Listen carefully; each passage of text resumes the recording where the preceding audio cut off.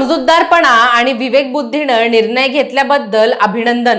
अमेरिकेचे राष्ट्राध्यक्ष Donald Trump यांनी भारत आणि पाकिस्तानमधील शस्त्रसंधीबद्दल हे वक्तव्य केलं होतं। 10 मे 2025 च्या संध्याकाळी 5 वाजता डोनाल्ड ट्रम्प यांनी जेव्हा अचानक भारत आणि पाकिस्तानमध्ये शस्त्रसंधीची घोषणा केली तेव्हा अनेक कारणांनी ती गोष्ट अस्वस्थ करणारी होती। आता ही गोष्ट अस्वस्थ करणारी का होती तेच समजून घेऊया आजच्या या व्हिडिओच्या माध्यमातून।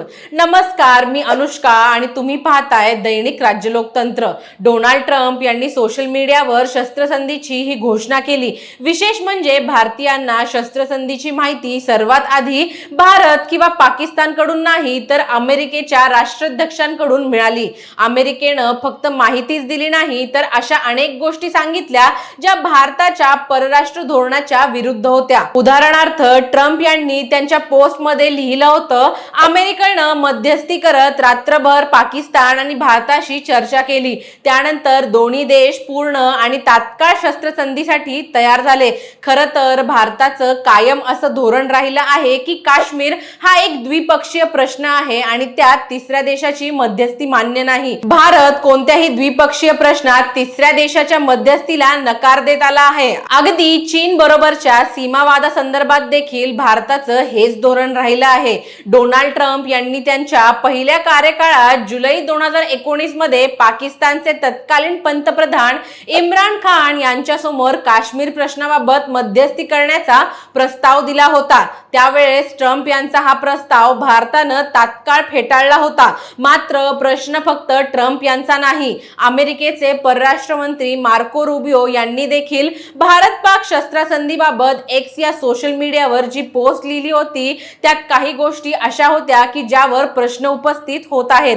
उदाहरणार्थ, रुबियो यांनी लिहिलं आहे की भारत आणि पाकिस्तान यांच्यातील वाद सोडवण्यासाठी एखाद्या तिसऱ्या देशात चर्चा करतील। अमेरिकेकडून शस्त्रसंधीची घोषणा केल्यानंतर भारताकडून जी प्रतिक्रिया आली आहे ती खूप उत्साहाची नव्हती।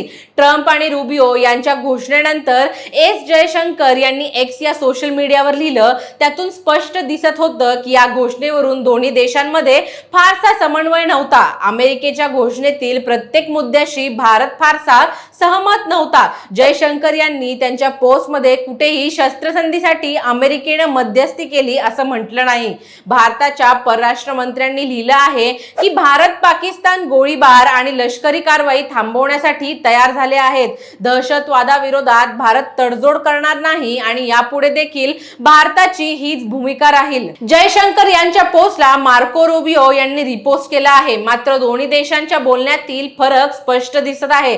भारताच्या परराष्ट्र मंत्र्यांनी कुठेही म्हटलं नाही की अमेरिकेच्या मध्यस्थीनं शस्त्रसंधी झाली आहे आणि भारत एखाद्या तटस्थ ठिकाणी वाद सोडवण्यासाठी पाकिस्तानशी चर्चा करेल। दुसऱ्या बाजूला अमेरिकेच्या या वक्तव्याबद्दल पाकिस्ताननं आनंद व्यक्त केला आणि डोनाल्ड ट्रम्प यांचे आभार मानले। भारताचे माजी राजनयिक जी पार्थ सारथी याबाबत म्हणतात की जर ट्रम्प यांचं वक्तव्य लक्षात घेतलं तर ते भारताची कुचंबणा करणार आहे। मात्र याकडे दुसऱ्या प्रकारे पाहण्याची आवश्यकता आहे। ट्रम्प यांचं आकलन भाषा आणि भाषणाच्या आधारे करता कामा नये। प्रत्यक्षात काय होतं ते आपण पाहिलं आहे। पाकिस्तानातील पंजाब पर्यंत हल्ले करणं हे काय ट्रम्प यांनी हिरवा झेंडा दाखवल्याशिवाय झालं का?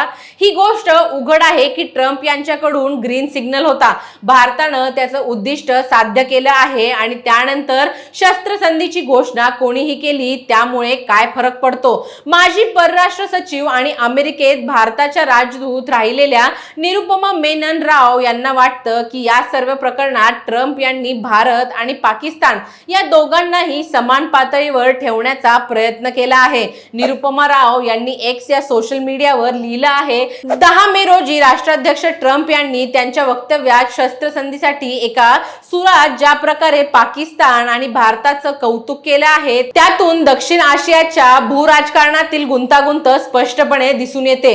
ट्रम्प यांनी भारत आणि पाकिस्तान या दोघांनाही समान पातळीवर ठेवलं आहे। वास्तविक चीनला आळा घालण्यासाठी भारत अमेरिकेचा व्यूहरचनात्मक भागीदार आहे। तसंच या भूप्रदेशात भारताची भूमिका अधिक मोठी आहे। निरुपमा राव यांनी लिहिलं आहे की भारतानं अधिकृतपणे आणि प्रसार माध्यमांद्वारे अमेरिकेनं मध्यस्थी केल्याची बाब फेटाळली आहे आणि म्हटलं आहे की शस्त्रसंधी द्विपक्षीय द्विपक्षीय चर्चेतून झाली आहे. भारतानं काश्मीर आणि पाकिस्तानशी संबंधित दहशतवादाशी निगडीत संवेदनशीलतेबाबत भूमिका स्पष्ट केली आहे. मला वाटतं की अमेरिका भारताचा व्यूहरचनात्मक भागीदार आहे. या भागीदारीकडे एखाद्या घटनेचा आधारे पाहता कामा नये. या माहितीबाबत तुम्हाला काय वाटतं आम्हाला कमेंट करून नक्की कळवा. आणि जर राज्य लोकतंत्र चॅनलवर नवीन असाल तर चॅनलला लाईक, शेअर आणि सबस्क्राईब करायला विसरू नका. धन्यवाद. दैनिक राज्य लोकतंत्र.